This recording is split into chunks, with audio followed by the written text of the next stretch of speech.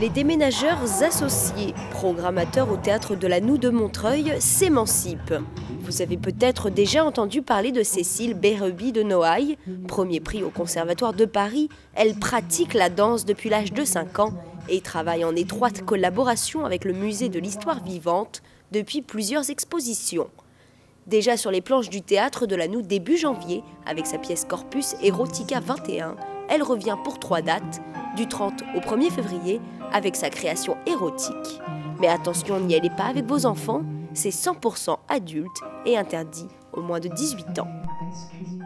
Ça s'appelle Corpus Erotica 21, 21 pour 21e siècle. Et j'avais envie de traiter du sujet du corps féminin érotique d'un point de vue général, c'est-à-dire comment était vu le corps de la femme qui me semble être extrêmement exposé maintenant, à tout point de vue, voilà, au niveau publicitaire, au niveau de la psyché humaine, au niveau du rapport entre les hommes et les femmes dans la société. Et donc j'ai pris 3 textes pour travailler de manière chronologique. Mon vignoble à moi. 1 heure de spectacle reprenant 3 textes de 3 points de vue très différents. Explication de la comédienne Amandine Dufour-Galante.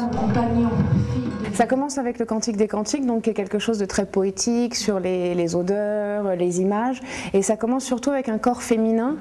C'est pour ça qu'on est habillé au départ, un corps féminin proche de l'objet d'admiration. Quand on passe au XXe siècle et qu'on arrive tout de suite avec le 2e texte, là on a déjà une femme qui demande le désir, qui exprime le désir. Dans ma 3e partie de texte, elle est carrément dans la manipulation sexuelle de l'autre. Et voilà l'évolution un peu du corps érotique féminin qui n'avait pas le droit de parler jusqu'à qui prend le pouvoir. Enfin, c'est un point de vue et c'est un parti pris, hein, c'est pas du tout...